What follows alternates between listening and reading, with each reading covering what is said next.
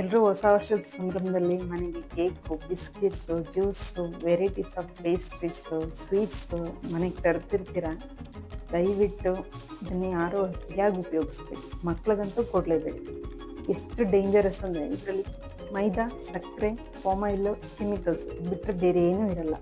Especially ಸಕ್ಕರೆ ಉಪಯೋಗಿಸೋದು ಎಷ್ಟು dangerous ಅಂದರೆ, ಈ ಸಕ್ಕರೆ ಉಪಯೋಗಿಸ್ಲಿಕ್ಕೆ ಕ್ಯಾಲ್ಶಿಯಂ ಹೈಡ್ರಾಕ್ಸೈಡ್, ಸಲ್ಫರ್ ಗ್ಯಾಸು ಮತ್ತು ಫುಡ್ ಗ್ರೇಡ್ ಕೆಮಿಕಲ್ಸ್ ಅಂತ ಯೂಸ್ ಮಾಡ್ತಾರೆ. ಈ 3 ಕೆಮಿಕಲ್ಸ್ ಇಲ್ಲದೆ ಸಕ್ಕರೆನ ಪ್ರಿಪೇರ್ ಮಾಡಲಿಕ್ಕೆ ಆಗೋದೇ ಇಲ್ಲ.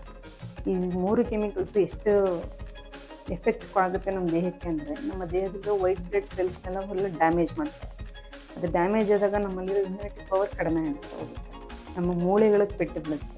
ಮಲಬದ್ಧತೆ ಶುರುವಾಗುತ್ತೆ. ಮಲಬದ್ಧತೆ ಶುರುವಾದಂತ ನಮ್ಮ ದೇಹದ ಅಂಗಾಂಗಗಳೆಲ್ಲ ವೀಕ್ ಆಗ್ತಾ ಹೋಗ್ತವೆ. ಕೊನೆಗೆ ಹಾರ್ಟ್ ಪ್ರಾಬ್ಲಮ್ ಕೂಡ ಕಾಣಿಸ್ಕೊಳ್ಳೋಕೆ ಶುರುವಾಗುತ್ತೆ. ನಮ್ಮ ಡೈಜೆಸ್ಟಿವ್ ಸಿಸ್ಟಮ್ ಕೂಡ ಹಾಳಾಗುತ್ತೆ. ಹಾಗಾಗಿ ದಯವಿಟ್ಟು ಯಾರು ಮಕ್ಕಳಿಗೆ ಆಗಲಿ, ದೊಡ್ಡವರೇ ಆಗಲಿ, ಯಾರೇ ಆಗಲಿ ಸಕ್ಕರೆನ ಯಾರೂ ಉಪಯೋಗಿಸ್ಬೇಡಿ. ಮಕ್ಳಿಗಂತೂ ಈ ಬಿಸ್ಕೆಟ್ಸು, ಮೈದಾ ಅಂತೂ ಕೊಡಲೇಬೇಡಿ.